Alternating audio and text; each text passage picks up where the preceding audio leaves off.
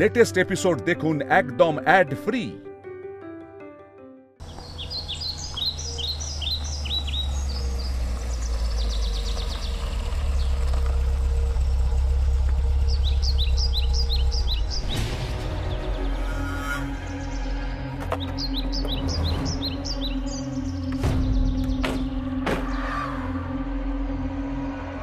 তমাল, প্রজ্ঞা ম্যাডামের যে নিজস্ব এনজিওটা সূর্যমুখী নারী নিকেতন, সেটা এই লোকেশনেই তো?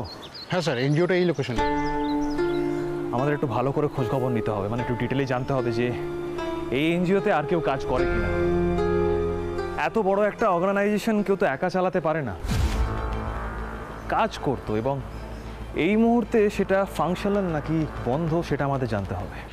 স্যার, উনি তো মেয়েদের অধিকার নিয়ে কাজ করতেন, এটাও তো হতে পারে যে সেই সূত্রেও কেউ ওনাকে মারতে পারেন। তার খুবই চান্স আছে তোমার।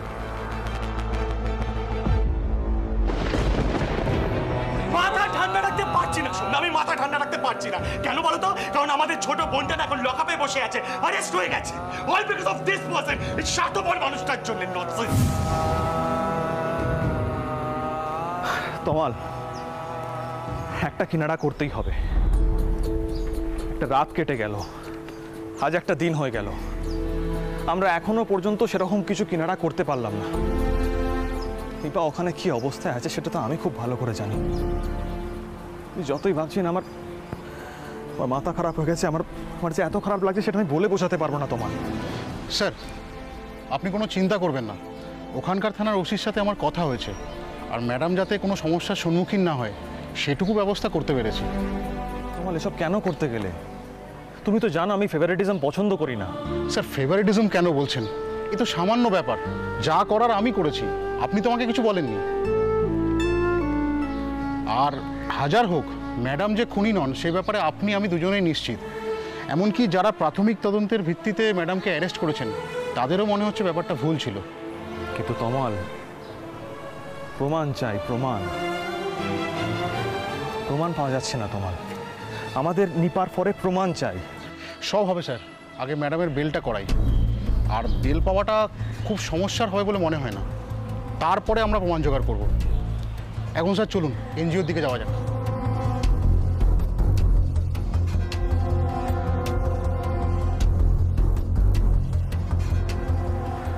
তমাল, এই তো সূর্যমুখী নারী নিকেতন। হ্যাঁ স্যার। স্যার, তালা, তার মানে এটা ফাংশনাল নয়? না না তমাল, এটা ফাংশনাল। দেখো, তালা এখনো ঠিকমতো ধুলো পড়েনি, তার মানে খুব বেশি দিন হয়নি এখানে তালা ঝোলানো হয়েছে। মানে প্রজ্ঞার যেদিন মার্ডার হয়েছে সেই দিন থেকে এখানে তালা ঝোলানো হয়েছে। তমাল, এবার আমাদের খোঁজ খবর নিতে হবে যে এই সূর্যমুখী নারী নিকেতনে কারা কারা কাজ করতো। দরকার হলে তাদের বাড়ি যেতে হবে বা তাদের কোথাও নিয়ে গিয়ে জিজ্ঞাসাবাদ করতে হবে। হ্যাঁ স্যার, প্রজ্ঞা ম্যাডামের কোনো ব্যক্তিগত শত্রু ছিল কিনা সেটা জানা দরকার, আর উনি কোনোভাবে কারোর সেন্টিমেন্টে আঘাত করেছিলেন কিনা সেটাও জানা দরকার। আর সেটা জানা গেলে প্রজ্ঞা ম্যাডাম যে কীভাবে খুন হয়েছে বা কে খুন করেছে সেটা সিদ্ধান্তে আসা সম্ভব হবে। মেয়েদের অধিকার নিয়ে কাজ করতো তো, সরু দড়ির উপর চলার মতো।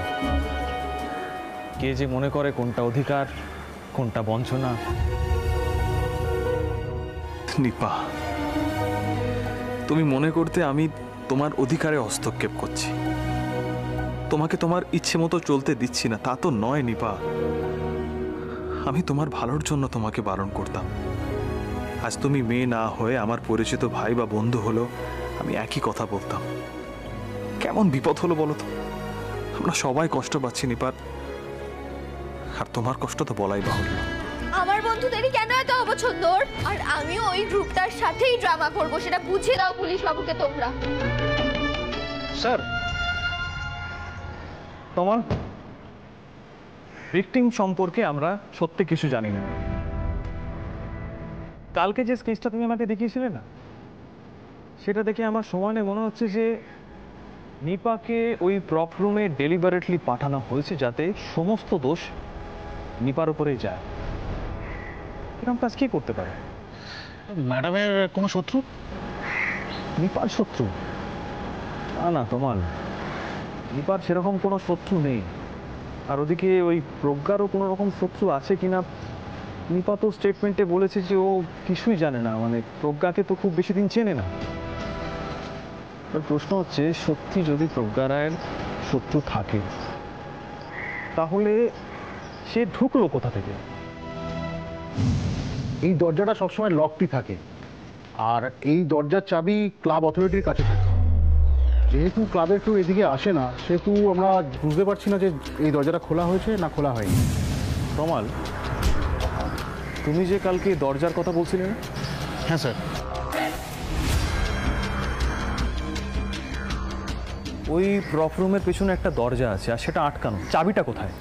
স্যার দরজাটা তো একটা মাত্র চাবি, আর যে চাবিটা থাকে ক্লাবের অথরিটির কাছে। না তোমার এই পুরো ব্যাপারটা ঘেটে যাচ্ছে, আমাদের পুরো বিষয়টাকে ভালো করে ফিগার আউট করতে হবে। এই লাস্ট মান্থে উনি কি কি করেছেন, মানে কি কি সোশ্যাল ইনজাস্টিসে কেস হ্যান্ডেল করেছেন, সেটা আমাদের খোঁজ করতে হবে।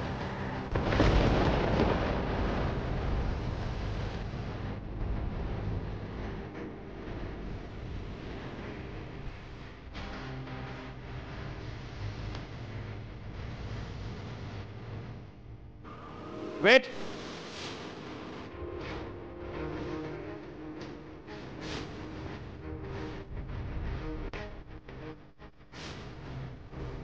এক্সকিউজ মি, আপনি কে? এখানে কোথায় আসছিলেন, কেন আসছিলেন? মানে আপনি কোনোভাবে সূর্যমুখী নারায়ণীকেতনের দিকে যাচ্ছিলেন? আমাকে আমাকে প্লিজ ছেড়ে দিন। আমি কিছু করিনি। আমাকে প্লিজ ছেড়ে দিন। আমি কিন্তু কোনোভাবেই পুরো বিষয়টার মধ্যে দোষী নই। আমাকে প্লিজ ছেড়ে দিন। আমাকে প্লিজ ছেড়ে। এক মিনিট,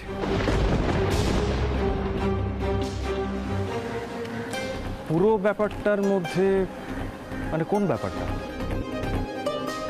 কোনটা ছেড়ে দিতে বলছেন?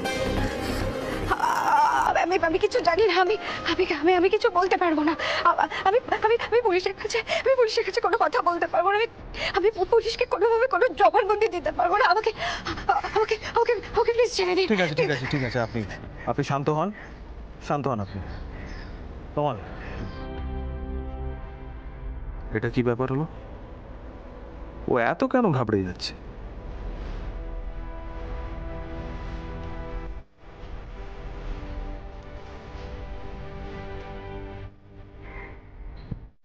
হ্যাঁ শ্রী, একটা হেল্প করতে পারবে? একটা লোকেশন পাঠাচ্ছি, একটু চলে এসো না। অ্যাকচুয়ালি আমরা একটা মেয়েকে স্পট করতে পেরেছি, যে ভিকটিম খুন হয়েছে প্রজ্ঞা রায়, তার অফিসের সামনে। মেয়েটি একটু বেশি ভয় পেয়ে যাচ্ছে। আমার মনে হয় আমাদের পুলিশের পোশাক টোশাক দেখে হয়তো ঘাবড়ে গেছে। তুমি একটু এসে যদি অ্যাসিওর করতে পারো তো। আর শোনো না, বলছিলাম যে কাউকে সঙ্গেও নিয়ে আসতে পারো, কোনো অসুবিধা নেই। ওকে।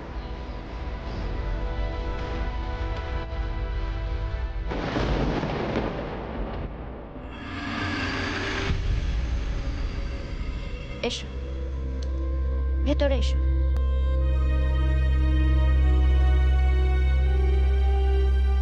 দেখো, তোমার ভয় পাওয়ার কোনো দরকার নেই।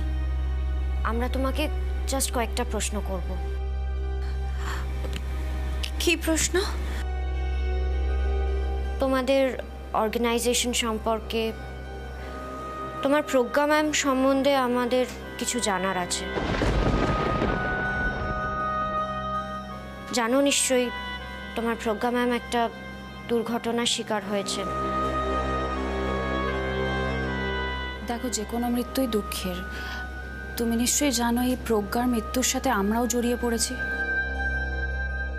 আমাদের বোন অ্যারেস্টেড হয়ে আছে, তাই খুনটা আসলে কে করেছে সেটা জানা এই মুহূর্তে আমাদের খুব দরকার। সেই বিষয়ে একটু সহযোগিতা লাগবে। আচ্ছা তুমি বসো, আগে বসো, এখানে বসো।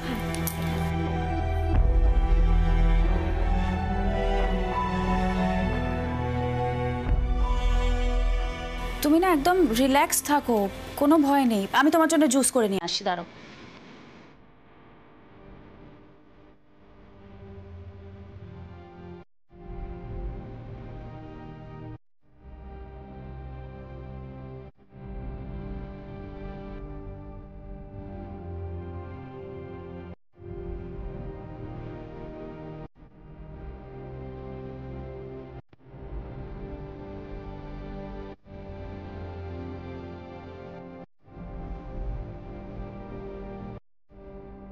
আচ্ছা, তুমি এই প্রজ্ঞাকে কতদিন ধরে চেনো?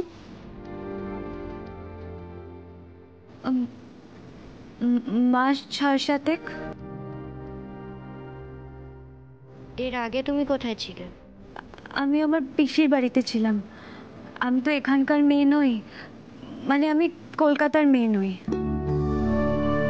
ও, তো কোথায় থাকতে তুমি? আমি বর্ধমানে থাকতাম। কলেজের পরে তাই আমি বাড়ি ফিরে গিয়েছিলাম। এখানে এসেছিলাম চাকরির জন্য। আসলে আমি ওই প্রজ্ঞা ম্যামের একটা অ্যাডভার্টাইজমেন্ট দেখেছিলাম, মানে অর্গানাইজেশনের অ্যাডভার্টাইজমেন্ট।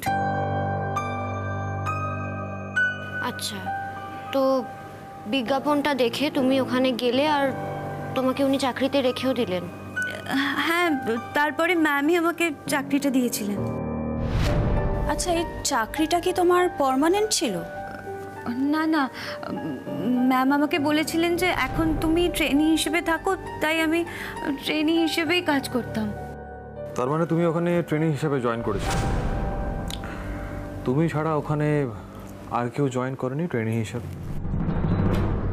না, আমি অন্য কারোকে দেখিনি। আমরা দুজনই ছিলাম, মানে মহাদেবদা বলে একজন আছেন যিনি দরজা টরজা খুলে দিতেন আর ওই খাবার বা ওসবের ব্যবস্থা করে দিতেন, আর আমি। এছাড়া বিশেষ কারোকে তো আমি। তার মানে দুজন, তুমি আর মহাদেব।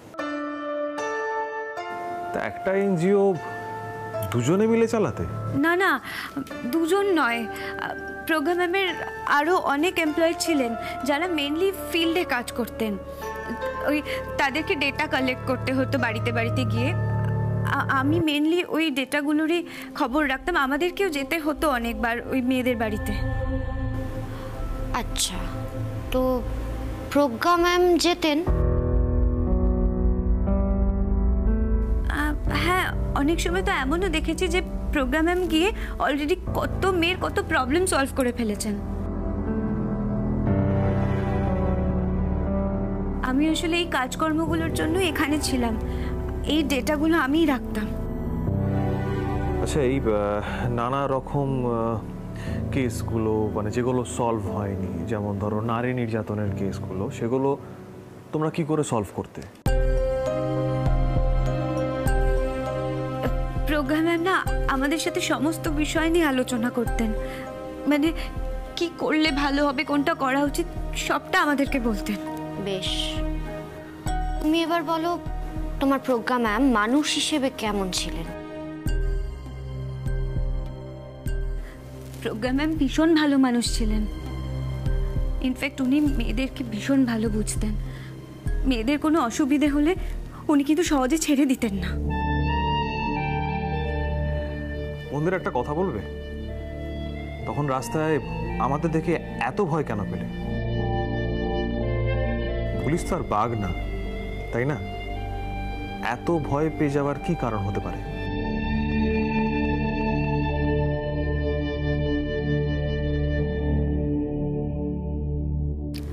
সেসব কথা আমি বলতে পারবো না।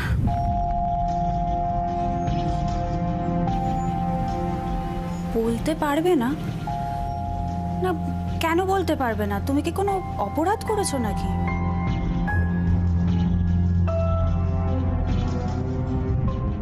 মানে অপরাধ না করলে তো ভয়ও পাওয়ার কথা নয়। অপরাধের কথা শুনে তুমি এত ভয় কেন পাচ্ছ? শুধুমাত্র অপরাধ করলেই কি ভয় পায়?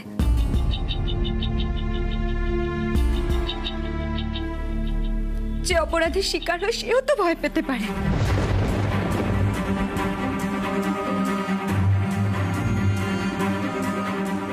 আর আমার না এসব আইন, পুলিশ এসব নিয়ে কথা বলতে ভালো লাগে না।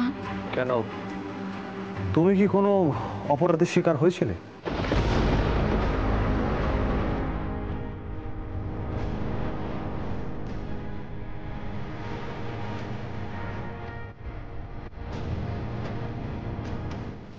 কি হলো বলো?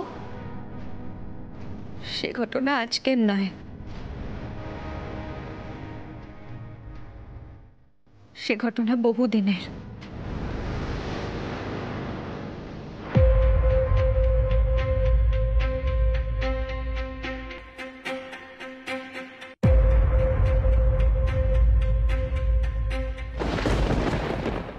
তার মানে নিশ্চয়ই তোমার কোনো অতীত আছে, তাই জন্যই তুমি এনজিওতে এসে কাজটা নিয়েছিলে, তাই তো? না না, আমি স্বাভাবিকভাবেই অ্যাপ্লাই করেছিলাম প্রজ্ঞা ম্যামের কাছে, আর উনি আমাকে এমনিই চাকরিতে নিয়েছিলেন। আমি আমার অতীত নিয়ে কথা বলতে চাই না। যেহেতু আপনি বললেন, হ্যাঁ আমার একটা অতীত আছে।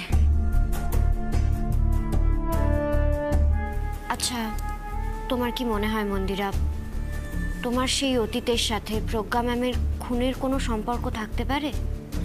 সেটা তো আমার পক্ষে বলা সম্ভব নয়।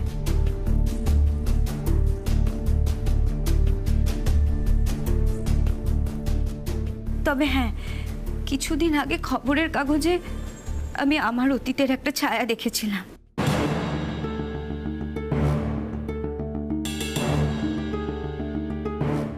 আর সেটা আমি প্রজ্ঞা ম্যামকেও দেখাই। ওটা দেখে না প্রজ্ঞা ম্যাম কেমন চমকে উঠেছিলেন। তার মানে প্রজ্ঞা ম্যাম কাউকে চিনতে পেরেছিলেন, তাই তো?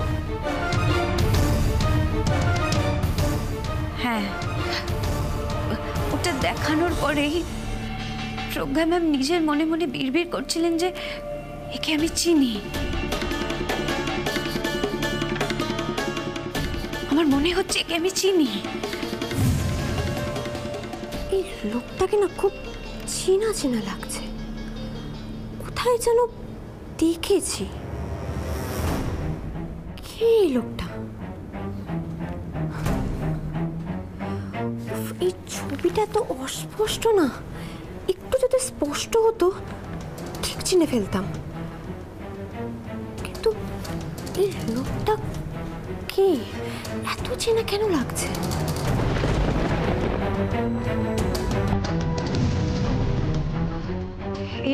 এর বেশি তো আমি নিজের কানে কিছু শুনিনি।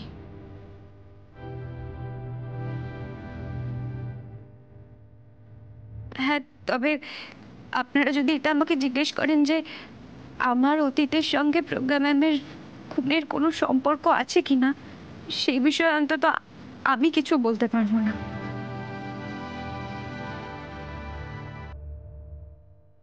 আমি না খুব সাধারণ ঘরের মেয়ে, খুব ভয়ে ভয়ে এবার আমি কলকাতায় এসেছিলাম।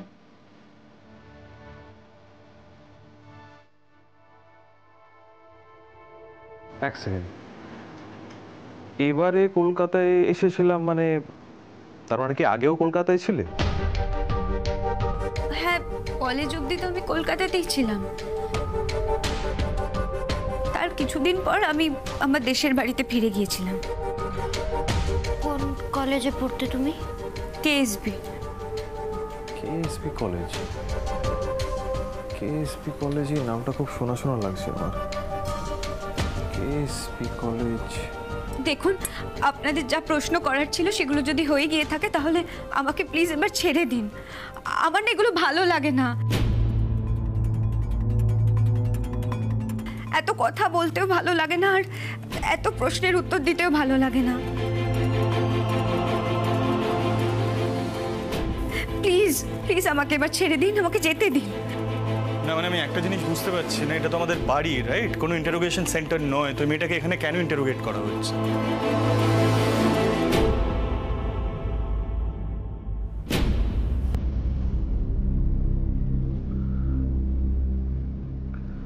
হ্যাঁ তমাল,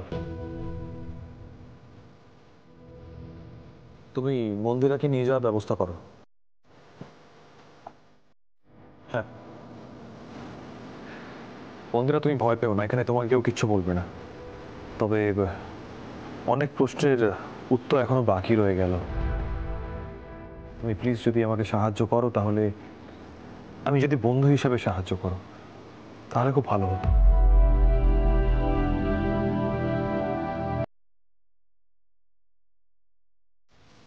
আমি আসি।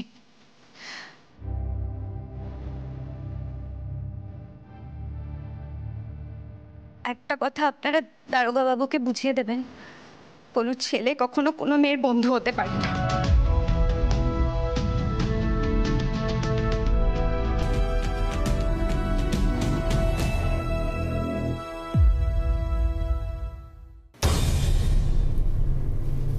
আচ্ছা স্যার, তুই এভাবে কেন রিয়াক্ট করলি বলতো?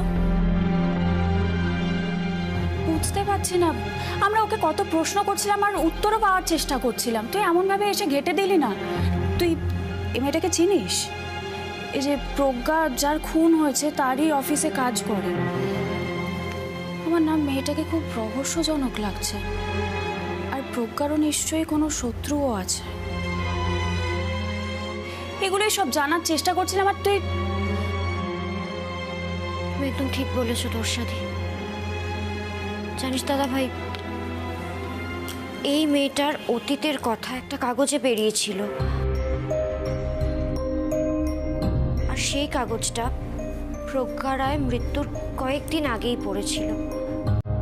কিন্তু কাগজটায় কি লেখা ছিল সেটাই তো আমরা জানতে পারলাম না। আমাকে একটু বেরোতে হবে, প্রজ্ঞার ব্যাগে কি কি পাওয়া গেছে সেই এভিডেন্সগুলো দেখতে হবে। আমি আসি।